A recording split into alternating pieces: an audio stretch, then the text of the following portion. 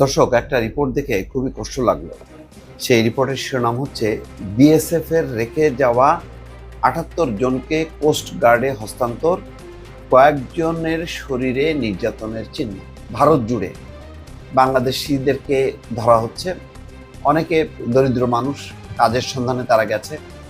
এটা ট্র্যাডিশন। ভারতের অনেক মানুষ যেমন বাংলাদেশে কাজ করে, তাদের কোনো পাসপোর্ট, বৈধতা কোনো কিছু নেই, বিশেষ করে দরিদ্র মানুষদের।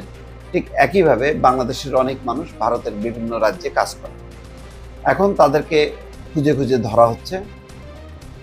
ঠিক আছে, তাদেরকে ধরতে পারে, কিন্তু তারা যেহেতু অন্য দেশের নাগরিক, অবৈধভাবে তাদের সেখানে প্রবেশ করেছে, তাহলে তাদের ক্ষেত্রে আন্তর্জাতিক আইন অনুযায়ী মানবাধিকারের যে বিধানগুলো আছে সেগুলো তো রক্ষা করতে হবে।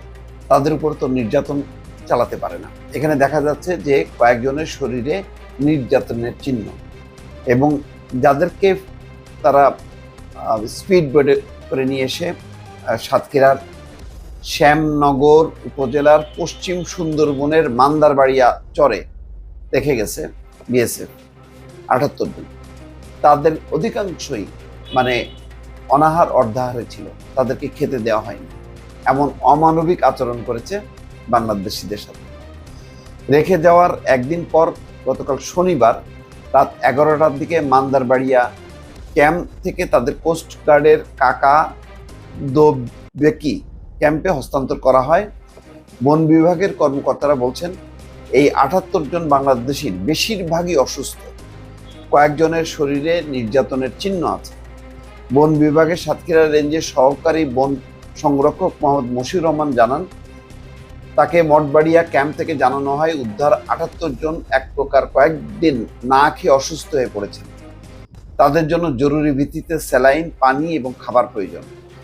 বিষয়টি জানার পর স্থানীয় প্রশাসন, আরজিবি এবং বন বিভাগের সাতক্ষীরা রেঞ্জের সহযোগিতায় খাবার এবং অন্যান্য পথ্য নিয়ে গতকাল সকালে তিনি মান্দারবাড়িয়া ক্যাম্পে পৌঁছান। তিনি সেখানে গিয়ে দেখেন অধিকাংশই অসুস্থ, একজনের হাত ভেঙে গেছে, আরো কয়েকজনের শরীরে নির্যাতনের চিহ্ন। তার মানে রীতিমতো তাদেরকে নির্যাতন করা হয়েছে এবং তাদেরকে খেতে দেওয়া হয়নি। তাদের খাবার, স্যালাইন এবং পানি দেওয়ার পর তারা কিছুটা সুস্থ হয়ে ওঠেন। কোস্টগার্ডের কাকা দোবেকি ক্যাম্পের কন্টিনজেন্ট কমান্ডার আতিকুর রহমানের কাছে রাত ১১টার দিকে তাদের হস্তান্তর করা হয়।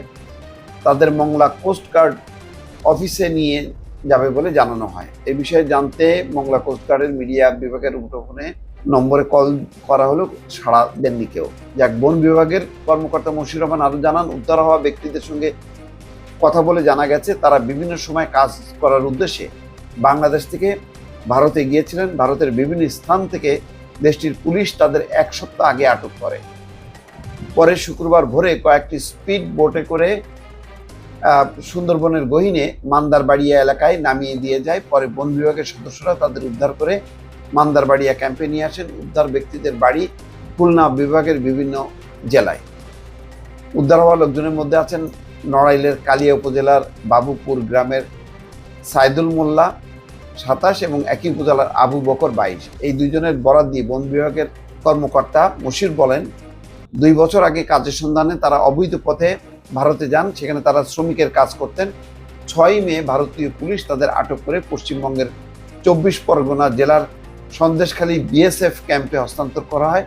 সেখানে ২ দিন রাখার পর শুক্রবার ভোরে সুন্দরবনের বাংলাদেশ অংশে রেখে যায়।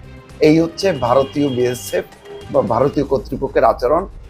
বাংলাদেশিদেরকে আটক করছে, আটক করার পর তাদেরকে খেতে দেওয়া হচ্ছে না, তাদেরকে নির্যাতন করা হচ্ছে। রীতিমতো একজনের হাত ভেঙে গেছে এবং না খাইয়ে তাদেরকে পুশিং করা হচ্ছে বা পুশ ব্যাক। এদের ক্ষেত্রে পুশ ব্যাক কি হবে, এই আচরণ করছে ভারত। দর্শক, ভালো থাকবেন। আল্লাহ হাফিজ।